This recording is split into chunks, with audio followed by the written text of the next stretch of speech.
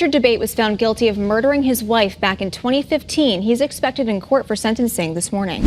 Pay attention to this woman. Her name is Connie Dabate, a 39-year-old mother of two, heading out for her morning spin class just 2 days before Christmas. She believes it's another normal day, completely unaware that it will be her last. Now pay attention to the man, her husband, Richard Dabate. Within hours, he'll be on the phone with 911, claiming a masked intruder broke in, tied him up and shot Connie in the basement. But when police arrive, nothing makes sense.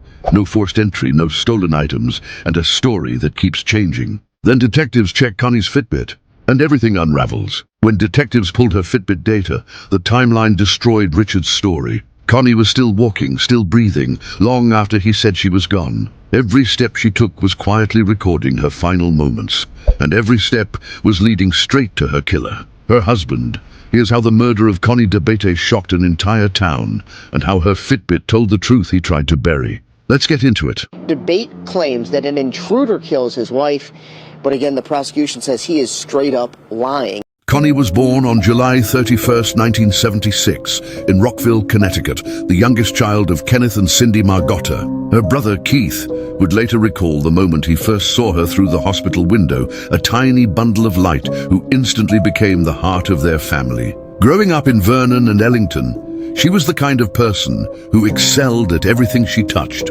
driven, energetic, and full of life. By the time she graduated from Ellington High School in 1995, Connie already radiated that unmistakable mix of confidence and warmth. 4 years later, she earned her degree from the University of Connecticut and stepped into the competitive world of pharmaceutical sales. The job was demanding, but Connie thrived. She had a way of connecting with people, convincing them to believe in what she believed in. Her dedication paid off. She ranked among the top 20% of performers at Reckitt Benckiser and earned multiple President's Club awards. Yet despite her professional success, her real happiness came from home, from the people she loved most.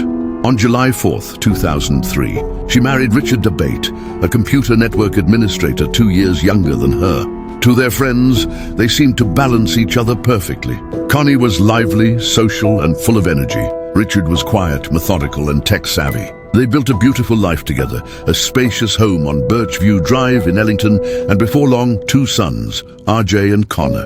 For Connie, motherhood wasn't just a role, it was her purpose. When Connor was born with a cleft lip, she became his fiercest advocate, driving him to endless hospital appointments while caring for her father, who was fighting leukemia. Her friends said she did it all with a smile, never complaining, never slowing down.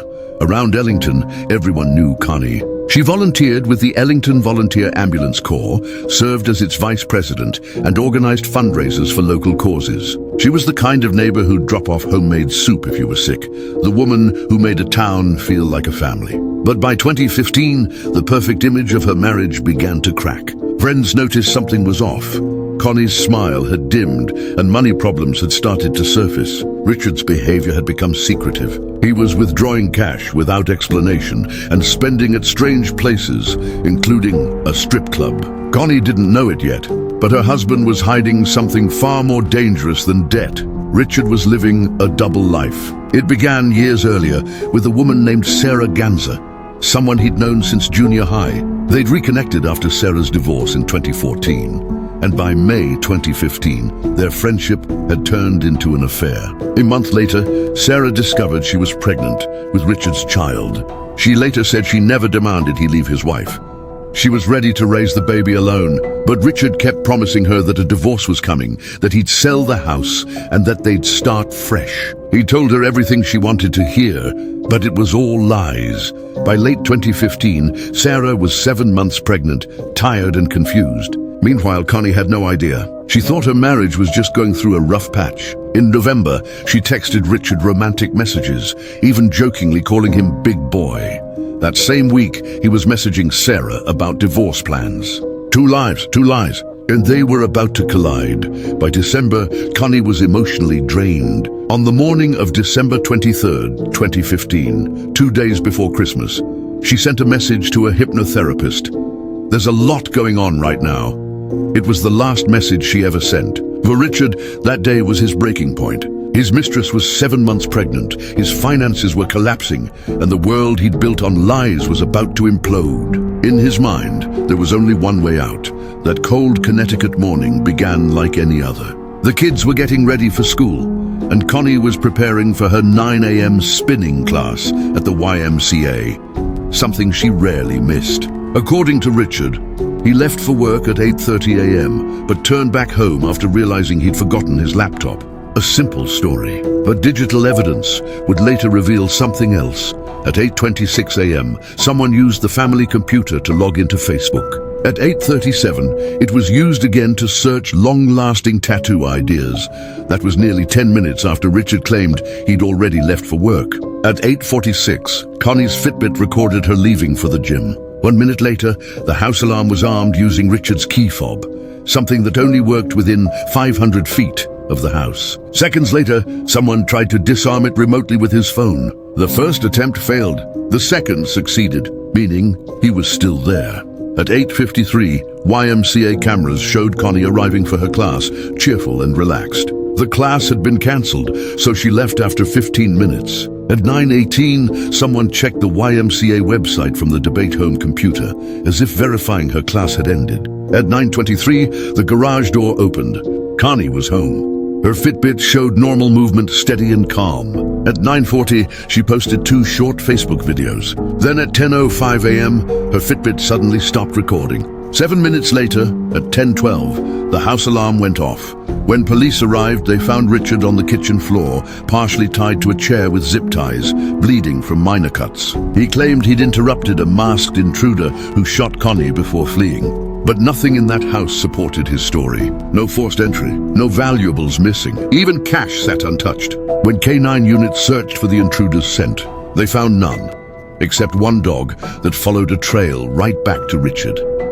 In the basement, police found Connie, shot twice, once in the stomach and once in the back of the head. No defensive wounds, no struggle. And the gun, a .30-57 Magnum Richard had bought 2 months earlier, never fired until that morning. The home invasion was an illusion, and the data would soon prove it. Detectives began pulling every digital thread, alarm logs, emails, phone records, and crucially, Connie's Fitbit data. Together, they told a story more accurate than any witness could. Richard told police Connie was killed around 9:05 a.m., but her Fitbit showed she was alive and moving normally until 10:05, a full hour later. That single detail shattered his entire timeline. From that point on, detectives knew there was no intruder. The technology inside that home told the truth he couldn't hide. His phone pinged near the house when he claimed to be at work. The alarm logs showed his fob used multiple times that morning. And every computer search, from Facebook to the YMCA, happened while he said he was gone. When investigators examined his devices, they discovered deleted texts to Sarah Ganza, the woman pregnant with his child. One message read, "Don't worry, this will all be behind us soon." That soon turned out to be December 23rd, the morning Connie died. Detectives also uncovered a crucial detail. Richard had recently increased Connie's life insurance policy to nearly $475,000. A divorce would have cost him everything, but a sudden death, it could solve all his problems. With motive, opportunity, and digital evidence, police built their case piece by piece. In April 2017, 16 months after the murder, Richard was arrested while dropping his kids off at school. He was charged with murder, tampering with evidence, and making false statements to police. Even then, he insisted a masked intruder had killed his wife. But in court, every digital trace betrayed him. Prosecutors recreated that morning minute by minute, using data from his phone, computer, and the Fitbit on Connie's wrist. Her step count aligned perfectly with her Facebook activity and phone logs. The Fitbit showed she was walking, alive, and active for an entire hour after Richard claimed she'd been shot. There was no glitch, only truth written in timestamps. The defense tried to argue the Fitbit data was unreliable, but the numbers were consistent with every other piece of evidence. In the courtroom, jurors saw the cold, mechanical precision of the timeline. 9:23, garage door opens. 9:46 and still walking. 10:05, final movement. Kitchen 12, alarm triggered. It was impossible to argue with math.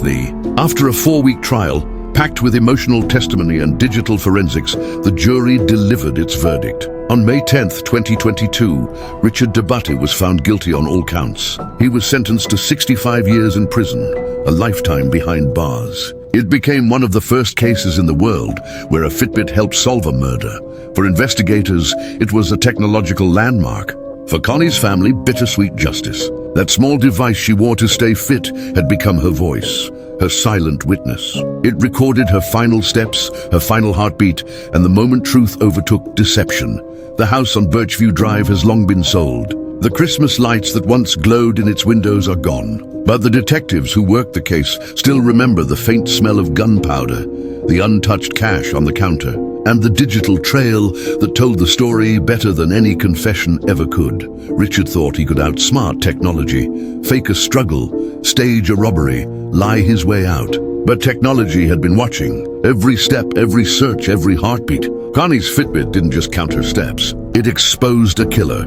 Her story changed how people viewed technology. Some stopped wearing trackers out of fear. Others wear them with pride because Connie's device did more than track fitness. It delivered justice. She never got to finish her Christmas shopping. She never got to see her sons grow up. But in the end, her story became something bigger, a warning written in data, a reminder that truth can live in the smallest details.